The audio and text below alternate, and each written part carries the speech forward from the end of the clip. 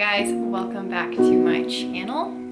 I got a new hair today, so I thought it would be a great day to film a video because my hair is already done and I don't have to get ready, and my baby is napping, so praying he stays asleep long enough for me to film this video. I'm doing an updated Q&A. I had you guys ask some questions over on my Instagram. If you're not following me, I'll put my username right here.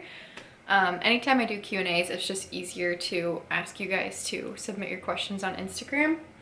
But I've got some coffee and we're gonna get into it. I haven't done a Q&A since my postpartum one, so I really wanted to do like an updated Q&A now that I'm 7 months postpartum. I thought, you know, a lot of life has been lived and might as well answer some questions. So, best piece of advice for young Christian women. I feel like I have so much that I would want to say, but if I could talk to myself as a young Christian, I would say to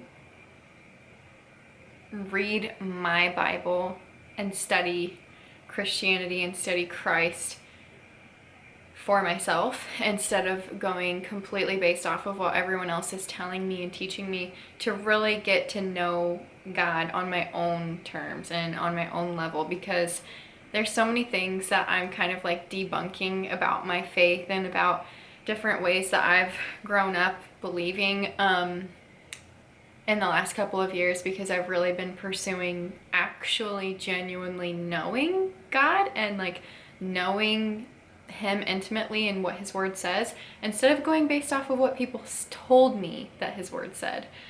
So my biggest piece of advice is know God in your relationship. Get to know him well. Don't know him through other people and through what other people tell you. You need to know him, and the rest kind of follows. How do you think your seasonal depression will be now since you have Bellamy? I don't doubt that I will still experience that. I don't know if you're new to my channel, maybe you don't know this. I feel like it's pretty common, especially for where I live. I struggle with anxiety and depression, not like off and on. It used to be pretty constant and very consuming, but I do struggle every year with seasonal depression in the winter time, like the darker months.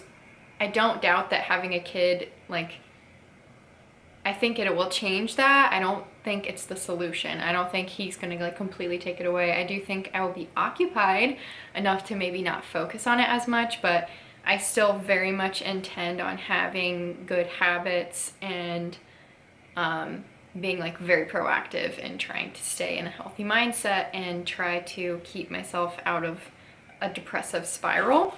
So I don't think he's gonna fix it, but it is gonna be a lot better that I'm not gonna be like alone in the house every day. I'll be spending time with my baby that I've prayed for so long for. What is your routine for Bellamy, and when did you develop a routine for Bellamy? Lots of questions about that. So I didn't even kind of think about developing a routine for us until like 8 weeks postpartum, and even then I feel like that's very early to establish a routine. So that's when I kind of started to really pay attention to his wake windows and his sleepy cues, and like I wasn't only sitting on the couch all day breastfeeding. At that point I was like, okay, I'm ready to kind of start like trying to cook dinner and trying to keep up with the house. I very much spent like the first 8 weeks just resting and holding my baby and soaking it up. No regrets. But I don't think we got into like a solid routine until 3 or 4 months postpartum. I started feeling so good, so back to normal, I think, and like more grounded and balanced at 5 months, which seems like a really long time. Maybe if you're like pregnant and you're like 5 months, but I promise you, time flies when you have a kid. 5 months goes like that. So 5 months postpartum is when I feel like I really had a handle, like my emotions were a lot more steady. We developed a natural routine. So our daily routine looks like we get up within like 7 to 8 a.m. usually. We get up, we come straight to the kitchen, or actually I change his diaper, we do all that, we pray together, I read him a verse. On his dresser I have these little index cards, they're super cute. And then come to the kitchen, I make breakfast and coffee. He sits and watches me do that in his high chair and he loves it. And we listen to worship music, then I give him breakfast, then we play, and then I feed him. I'm still breastfeeding. And then we play for like another hour and a half. He usually goes down within an hour and 45 minutes to like 2 hours and 15 minutes of waking up in the morning. He takes his first nap. That's like our morning routine, and then I just kind of follow his wake windows for the rest of the day. We don't have like a routine for the rest of the day because his nap lengths change. So like his first nap could be 20 minutes or it could be an hour and a half. That's gonna throw off the whole rest of the day. So I really only have a routine for the morning, but just don't rush to be in like a routine or a schedule, because genuinely newborns just, they won't get on a schedule. You could try. I just feel like it would add so much stress if you're just trying really, really hard to get like a 2-week-old on a schedule. What is the most important thing that being a mom has taught you? There are so many things, so many. I feel like it's completely changed my priorities. Things that I used to tolerate, I have no tolerance for. I don't want them in my life whatsoever. I don't want people bringing them into my life. Now that I have a kid and I'm like, okay, I'm raising a heart, like I'm raising a person who's gonna someday, you know, raise other people, and like it's so important. I'm in charge of this little life, so like my priorities have just shifted massively. If you're bringing in like any sort of toxic or just anything that I don't want around my kid, I have no tolerance for it anymore. I used to, you know, budge on my boundaries, and now that I'm a mom, no. He is the best reason to be my best self. I feel like that's maybe the number one thing it has taught me is like, I want to be better. I want to be a better Christian. I want to be a better wife. I want to be a better person. I want to follow through with my word. It just, becoming a mom has made me like really step into the things that I've always said I wanted to do. I want him to learn by seeing me be those things instead of me telling him to be those things. Like if I want him to be kind, I'm gonna be kind. If I want him to be compassionate and Christ loving and respectful, I need to be those things. And what better motivation than to have a little baby, you know, watching your every move. It's just, motherhood has taught me so many things. I could make a whole separate video. It's just the biggest blessing, but also the hardest thing I've ever done. It's amazing. I love it. I wouldn't trade it for literally anything, but it is. It's a lot. How do you handle the mental load of being a stay-at-home mom? Okay, I don't even know if I am handling it. That is arguably like been the biggest adjustment for me. I have been working from home for the last 2 years, and that was an adjustment, but adjusting to like now taking on the role, not only being a homemaker and being a wife, but being a mom, and also still wanting to pursue my YouTube and podcasting and like everything that I want to pursue. It is so much, and it's just really hard not to beat myself up, because I'm very much the person, like when I want to do something, I do it. And motherhood kind of doesn't let you just be like, I want to do this, so I'm going to do it. It's like, no, you meet the needs of your child first, and you get what's left, you know? And so I have been like definitely struggling a lot with like, constantly I'm explaining to Austin, I feel like I have so much to do and I want to do it well, and I just feel like I can't. And or even when I am doing it all, I feel like I am so drained. And so we've had a lot of conversations lately about ways that like I need support from him, which really I just need like a pat on the back occasionally to be like, hey, you're doing a good job. I see everything you're doing. You're a good mom, you know? Because I genuinely love cooking. I love cleaning. I love taking care of my home. I love working. I love taking care of my son. I love taking care of Austin. But sometimes it is a pretty thankless job, and it's not his fault at all. But I've heard it so many times, like motherhood is a thankless job. Even though your kids are so grateful for you, they may not say it or show it in the way that you need even though your husband is so thankful for you, he may not show it or say it, and it's just a lot to carry. So ways that I have learned to cope: I communicate with Austin as much as I can. I suck at this, I'm still working on it, not perfect. I need to just get better at saying, hey, could you take Bellamy for 20 minutes so that I can do the dishes? Or can you do the dishes after dinner tonight? Can you handle bedtime? Little stuff like that. Or not feeling guilty when I say like, hey, I really need a break, I'm gonna go work out or whatever. He is a parent too, so I mean, it's not like you don't tell your husband to babysit your kids, it's his kid, so he's just being a dad when he watches him, you know? But learning when I need to take a break before I get to my breaking point is very important. It's been a crucial part in like handling the role as a stay-at-home mom. But I've been trying to just do the things that I did before baby, because that helps me a lot. Like my workouts every day, they may be shorter, but I'm still sticking to those.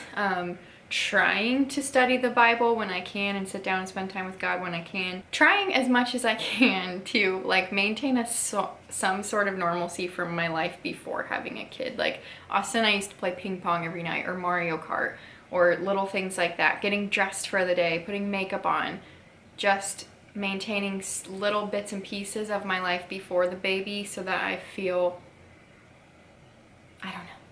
I'll let you know when I figure out how to balance everything. Must have baby item and a baby item that you'd skip out on. Baby item I would skip out on. The crib. I would skip buying a crib and setting up a bedroom for them, because at least for us, it works best for him to be in our room. I plan on keeping all of my babies in my room for like the first year at least, and he doesn't sleep in his crib, so I think that that was a silly purchase for us. Best purchase would be sound machines. I have so many. I have a whole video on this actually. Sound machines and teether toys and tons of pajamas. Don't buy baby clothes, just buy pajamas. They don't need anything else than pajamas, like truly. Baby monitor, I use that a lot. We use our stroller, our car seat, like everything that we've got we use a ton. Literally besides the crib and swaddles. Those were the only things that we just did not use. Do you have trouble asking for help with Bellamy? Yes, only because I don't necessarily want help with him. It's not ever taking care of him for the most part that overwhelms me. It's like all the additional stuff on top of taking care of him, like dishes piling up, laundry piling up, work piling up, all of that. And that's not necessarily stuff that I feel like I can ask for help with. Like I'm not gonna, I don't know. It is hard. And the hard part for me is finding trust. And like when I do need to leave him with someone, which I don't like leaving him. I love being with him.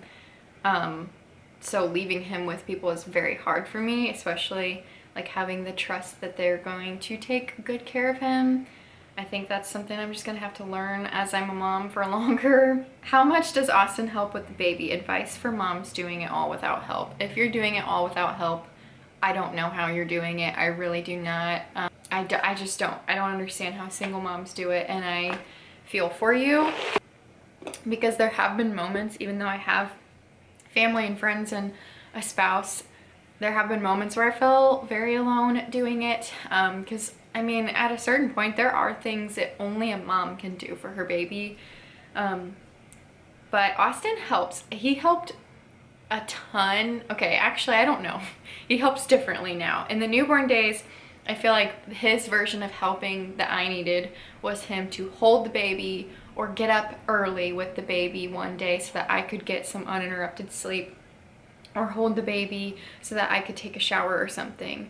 Little things like that. In the newborn phase, he changed probably every single diaper when Bellamy was a newborn. He just always did, because I was breastfeeding, so really the only time that he felt like he could bond with him was like trying to bounce him to sleep or changing his diaper. So he just always did that. It was amazing. But now he helps. I mean, like I feel like I don't really have to ask him anymore. He notices. Like he's a very active dad, and I'm really thankful for that. There's just certain things that he can't really help with just because of the temperament of Bellamy, like bedtime. That's my job. I would love if he could help, but I nurse him to sleep, and so Austin obviously can't do that. But he helps a lot. He changes diapers. He will give him baths every night. If I need a break, he takes him to the park. He takes him on walks. He plays with him. He loves to play with him. He'll read books to him. Yeah, he's super, super helpful, and I'm very thankful for him. So breastfeeding and tips. I am 7 months strong. I'm very thankful. He did start solids at 5 months, and he's like eating quite a bit more, I think, now, but we're still breastfeeding like every 3 hours now, and he breastfeeds throughout the night. My baby still wakes up throughout the night. I will be the first to admit that. I'm not even going to try to pretend like he's a great sleeper, because he's not at night. Babies, it's normal for them to wake up at night. So we're still breastfeeding. My biggest tips in the whole world, the beginning, the first 2 months are hard, especially the first month, because they eat nonstop, okay? It is totally normal if your baby is on your boob all day long, like literally all day long. They nurse for comfort, they nurse to sleep, they nurse to establish your milk supply, they nurse because they're hungry, they cluster feed, they're growing so much. Like, it is draining in the beginning. So my biggest tip, support. Have people around you who are going to encourage you to keep going if they know how important it is to you, and not people around you who are going to be like, oh, that baby obviously is hungry, like, just give up. You know what I mean? Because it may seem like they're hungry if they're on you nonstop, but it's normal. Breast milk is digested really fast, and they're growing really quickly at that age, and they're trying to establish a good milk supply. So the more you latch baby, the better. Number 2, a lactation consultant. I don't think we would be breastfeeding if I wouldn't have called a lactation consultant. When I was like 3 days postpartum, she changed everything. She finally got him to get a really good latch. She taught me a lot. Came to my house, sat on my bed, and just like was so supportive and helpful. So find support and call them. And if you have something that you feel like isn't right, don't hesitate, because it is crucial, especially in those first few weeks. That's establishing your supply. It's crucial. So don't be afraid to get help. It is hard in the beginning. Now it's the easiest thing ever. I love it. It's like the joy of my life. I'm so thankful that I've been able to breastfeed, and it's been really convenient for us, and it's worked out really well. But yes, have support around you. Call a lactation consultant, and don't give up. The first month really is hard, and it's just hard. It's something totally new for them. That's been something I had to remind myself a lot, is he had never done it before either. He didn't know. So I'm learning, he's learning, and it just can be really frustrating and draining, but it's so worth it. I love it so much. Advice for soaking up every season: single, dating, married, and baby.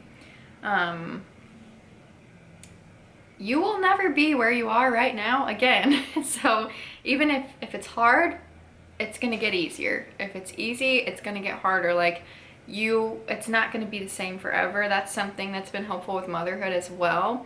Like last night we had a really, really rough night of sleep.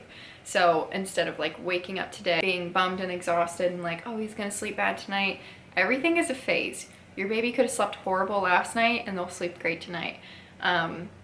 You could be single right now, but a year from now, what if you're married to the love of your life? You could be depressed right now and like out on your luck and not have a job and just feeling like you're so confused.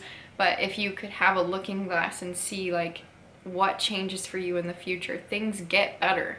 It's the natural ebb and flow of life. You go through great things, you go through hard things. So just keeping in mind nothing stays the same forever is really helpful for me, especially in my moments of like really, really rough mindset and just like really struggling.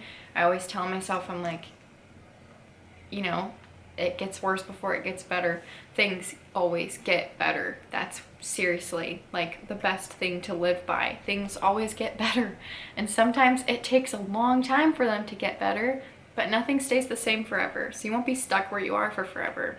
How do you deal with postpartum emotions and being all over the place? I'm struggling.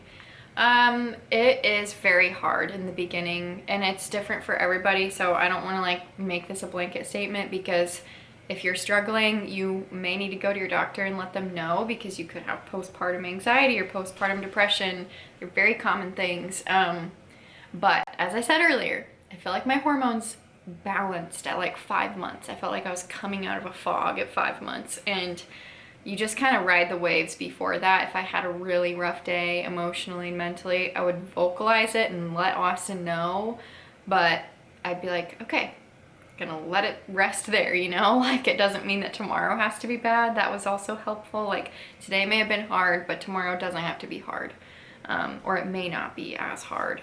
And I think like the first 3 weeks I cried a lot. I was crying every time I looked at my baby, because I was so happy and so overwhelmed with like joy and emotion, and I was just like crying. I was just a crying mess. But then I was also so sad.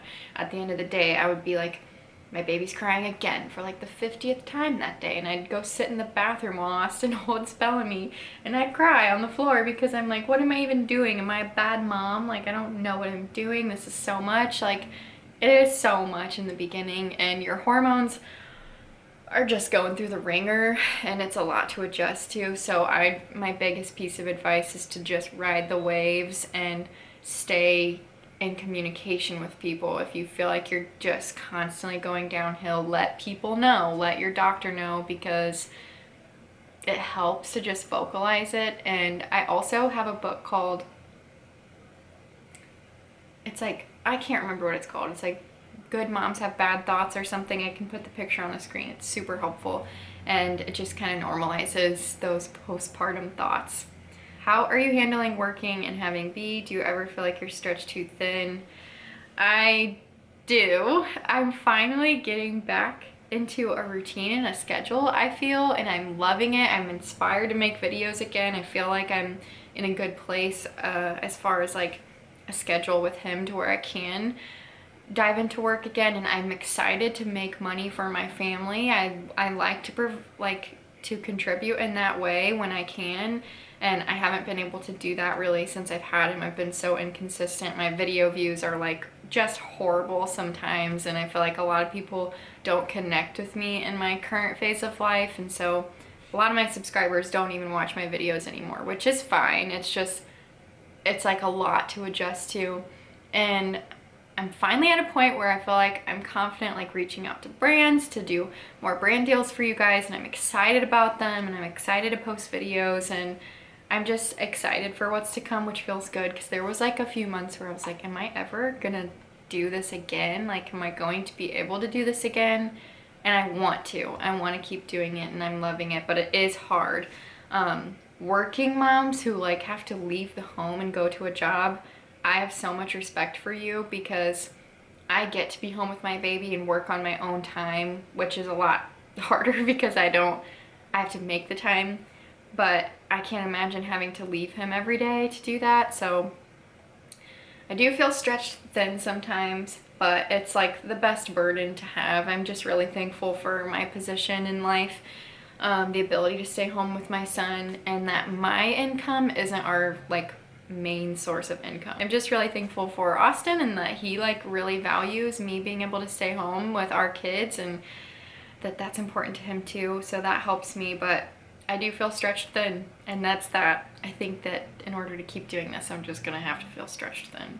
How to be forgiving in marriage and not hold little grudges about little things. I also struggle with this. I feel I'm so much harder on my husband. I'm very hard on myself, and I feel like I project that onto Austin. I'm very hard on him sometimes, and it's definitely my biggest downfall, and I hate that about myself. I'm really hard on the people that I love. I expect a lot from them, like, and I hate that, but it's just like, I hate that, and I think it's because I love a lot. Like, I when I love people, I love them hard, and so I expect that in return, and like the same amount of effort and stuff. And in marriage, it's like really easy to focus all your energy on your spouse's issues and miss the log in your own eye.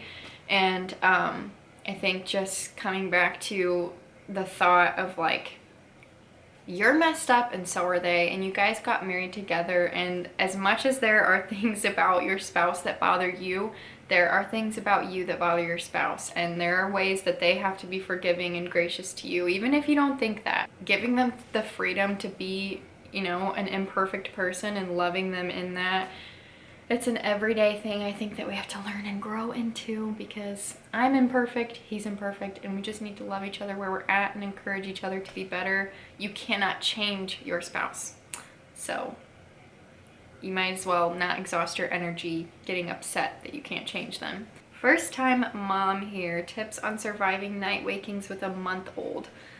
Ooh, it's hard in the beginning.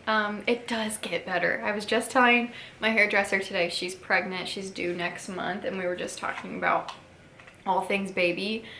I feel like it just gets better and better and better and better. And I fully loved the newborn phase. I loved the cuddles. I loved holding my baby all the time and just like the warm, sweet, slow, cozy days.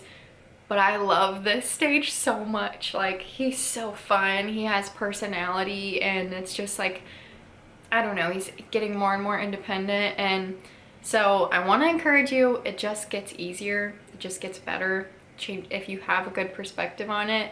But those night wakings, I think you just keeping the mindset that you don't know when is your last night waking with them. Like, you could wake up tomorrow and they decide to start sleeping through the night, and you're gonna miss those middle of the night snuggles and feeds, and everything is a phase that we're gonna miss. Everything is a phase. It's short-lived, even if it feels like it's taking forever. Obviously, naps, sleep when your baby is sleeping. If you can, do it. Your house is gonna be messy, okay? Newborn phase, just accept it. Your house is going to be messy. You will get back to being able to have it clean, but right now is not that time. Ignore it, go to sleep, do nothing else but sleep when you can. And people said that to me and I didn't listen, and I wish I would have, because I was way too tired for no reason. And don't be afraid to have your spouse wake up with them if they need to. I'm breastfeeding, so it felt silly to have Austin wake up, but he did offer several times to get up with him. But yeah, nap when you can, and just remember that it's not going to be like this forever, and you're going to miss it someday, as crazy as that sounds.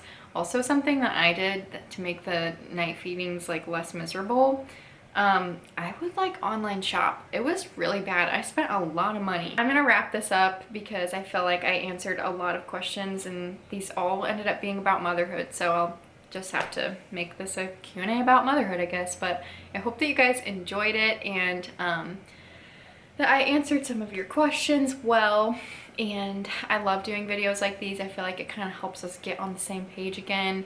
And if you want to keep up with like my day-to-day life and kind of see what B is up to, what I'm up to, and be more like in the loop as it's happening, I'm always on my Instagram stories, so you can follow me on Instagram. But thank you guys for sending in those questions, and I hope you enjoyed it. If you did, make sure you give it a thumbs up and hit the subscribe button down below so that you don't miss out on future videos with me. And make sure you go out of your way today to love on someone, make them feel extra special, because they are. And I'll catch you guys in the next video.